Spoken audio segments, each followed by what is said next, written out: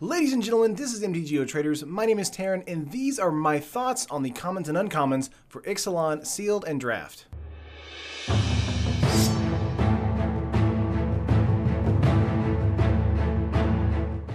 Alright guys, the full set is out, so let's go over the cards one by one. I picked my top 20 for commons, and I'll do another video on my top 20 for uncommons for the draft and sealed environment. So let's just get into the commons real quick. We have Bishop's Soldier, a 2-mana 2/2. Not bad, it's a bear. It's got lifelink though, so that makes it very relevant in the format. A 2/2 bear is just fine for a draft pick and a sealed pick, but when you give it lifelink as well, that is something that pushes it above and makes it a tempo gainer in the early to mid game. So this is something that I would see probably picked in the middling area in a draft deck. I'm probably going to get into multiples of these because this is a common card here. So Bishop Soldier is super good. I like it a lot. It's just a standard good magic card. That's all it is. Let's move on to another common. We have Legion Conquistador, 3-mana 2/2. And of course, when Legion Conquistador enters the battlefield, you may search your library for any number of cards named Legion Conquistador, reveal them, but then put them into your hand, then shuffle your library. So this, I feel like, is a great white draft card. So basically is, if you find one and you get past another, then you got two cards right there for Squadron Hog going off, basically. I think a 3-mana 2/2 is not great, but a 3-mana 2/2 that provides other 3-mana 2/2s is much better. So I think in the draft environment where you're wanting to outpace your opponent with drops onto the battlefield and pressure, I think Legion Conquistador will do that in white for you in spades. Moving on to another card, we have Legion's Judgment, 3 colorless sorcery, destroy target creature with power 4 or greater. Removal is going to be highly sought after in the format. There's not a lot of like amazing removal. There's really good removal, and then there's like really terrible removal. I think Legion's Judgment is kind of there in the middle. It's going to be good for us, especially in the draft environment where we're going up against Dinosaurs, or if someone has a really nice rare that is not going to have hexproof or something like that. This is going to be a way to kind of get in there, destroy that creature, get out of the way, and continue to attack in with your low mana cost fast creatures. I think 3 mana for this is great. Next up, we have Territorial Hammerskull. This is 3 colorless, 2/3 dinosaur. Whenever Territorial Hammerskull attacks, tap target creature and opponent controls. This card is amazing. A 3-mana 2/3 is not bad, but being able to swing out and basically tap a creature or have it not be able to block whenever you're swinging in, tap down their biggest bomb perhaps, is amazing for a tempo gainer, and it's probably going to be a very high pick as a common in the draft and sealed environment for white, if you're in white. If you're wanting to be aggressive, this is basically on curve for you guys, and I think it's going to be a great high pick there. So we have One with the Wind, 2-mana enchantment aura. Enchanted creature gets +2/+2 and has flying, so it's a 2-mana 2/2 with flying with no downside. So Cartouche of Knowledge in Omnicat was extremely important in draft, and I think One with the Wind, even though it doesn't draw you a card, does make your creatures have evasion and gives it a buff as well. So I think this might be incredibly relevant in a draft environment. So if you're in blue and you want to be aggressive, this might be a perfect card for you. Moving up to another card that I think is playable in like every format, we have Opt for 1 blue mana, scry 1 and draw a card. So in the draft and sealed format, this card might not be as useful. It will definitely help in kind of filling through your deck a little bit, because in draft and sealed, of course, you have 40 cards and not 60. So Opt may seem a bit more overpowered in that format.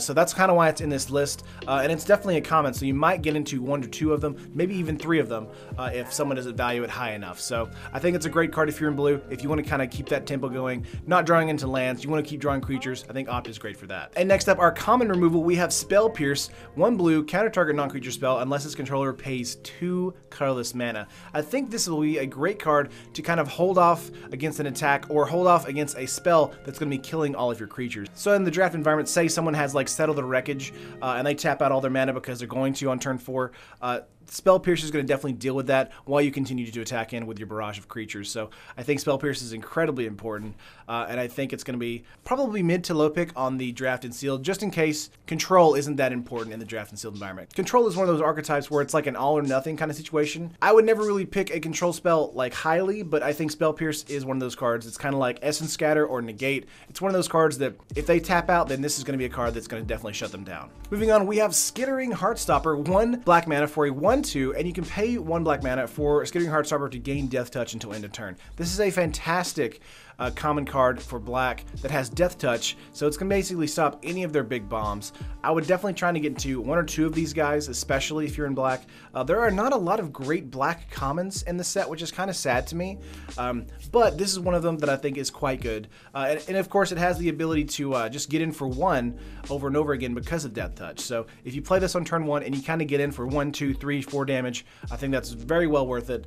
And of course, you can trade with their biggest bomb. So moving up, we have Skymarks Bloodletter. It's 3 mana, 2/2 with flying, and whenever it enters the battlefield, target opponent loses 1 life and you gain 1 life. So a 3 mana, 2/2 flyer is not bad in the draft and sealed environment, and I think losing that 1 life and us gaining that 1 life is also pretty relevant as well. So this is actually pinging them for 3 technically whenever they attack out the first time. So that's pretty relevant. And moving on to another card, we have Vanquish the Weak, 3 colorless instant, destroy target creature with power 3 or less. So this is going to be a card that might be in your sideboard in draft and sealed, or playing up against a lot of dinosaurs, but getting up against a creature deck that's a lot faster than your deck, this is definitely going to be the card that's going to shut that strategy down and get them out of the way. And again, removal is king, so if you see a mana dork on the battlefield, you may want to Vanquish the Weak just to get out of the way so they don't get to ramp to their bigger bombs. This is a great way to do that. Moving up, we have Fire Cannon Blast, 1 colorless, 2 red mana sorcery. Fire Cannon Blast deals 3 damage to target creature. It also has Raid, which means Fire Cannon Blast deals 6 damage to that creature instead if you attacked with the creature this turn. A 3 mana burn spell on a creature is not terrible, and it's going to be used a lot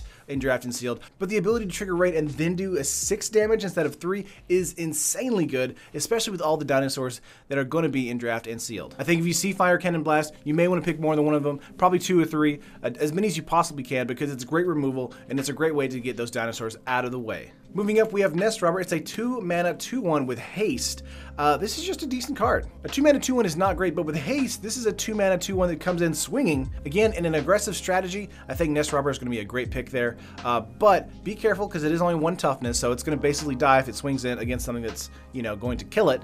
But in the early games, I think getting it on turn 2 and swinging in for 2 damage at least, doing its job, I think that's fine. I could see this being in a red-white kind of dinosaur deck with the other dinosaur where it taps other creatures, so I think that's a really good combination there. Moving up to another card, if you're in the dinosaur format, we have Rile. It is 1 red mana. Rile deals 1 damage to target creature you control. That creature gains trample until end of turn, then draw a card. This is doing a lot of stuff for our uncommon and our rare dinosaurs. If you're in that format in draft and sealed, Rile is going to be great for you. It's going to draw you some gas. It's going to replace itself. It's awesome. However, I wouldn't pick this immediately. I would wait for it to kind of wheel probably 1 time and then pick it up, just in case you're not getting into the dinosaur tribal. If you pick a dinosaur rare and then the next card you're going to pick is Rile, I don't think that's going to be the way to go. I think you definitely want to try and work around Rile until you have that sweet spot where you can actually pick it and have some good benefits from it. Moving up, we have Rummaging Goblin. It is 3 mana for a 1/1 Goblin Rogue. You can tap it, discard a card, and draw a card. So a 3 mana 1/1 looter is not bad. I think in red it's going to be great as usual. It's definitely on curve for us in red, so if you're playing this out on turn 3, you're going to be able to discard a card, draw a card your next turn. I think that's very relevant, especially if you're mana flooding or you're trying to dig for an answer for a removal spell, something like that. So don't count the looters out. They're always going to be really relevant, and card draw is always important. I guess my only thing that I dislike about the card is that we have to discard first and then draw instead of draw then discard. So that's the only thing I don't like about it. Moving on though, we have Colossal Dreadma. This is a 6 mana 6/6 with trample. That's fine. This is one of those cards where if you're in draft and sealed and you just pulled a bunch of small creatures for your rare slot, getting into a Colossal Dreadma for your draft is going to be amazing. It's going to be your top end bomb, and it's going to be a way to get in for some extra damage to close out the match. So it's no Carnage Tyrant, but it'll do.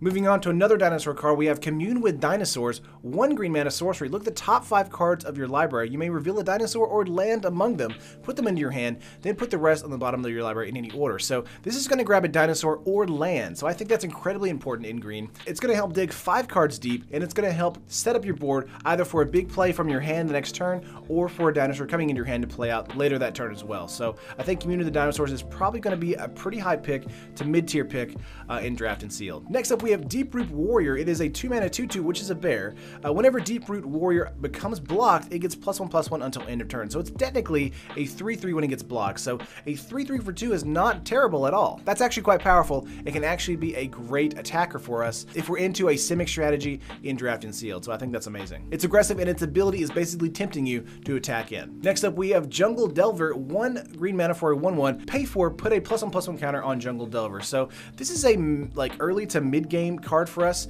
If we have mana to sink into this guy, he's going to be amazing. He's going to be a 2/2, a 3/3, a 4/4. Just be careful of him dying, but if you're kind of out of cards from your hand and you have mana on the field, I think Jungle Delvar is going to be great for us. It's no River Hapu for Mower of Devastation, but I think making him a 3/3 or 4/4 is probably quite possible and likely, as 4 mana is not actually that much in Draft and Sealed in the mid to late game. Moving up to artifacts, we have Cobbled Wings. This is 2 colorless.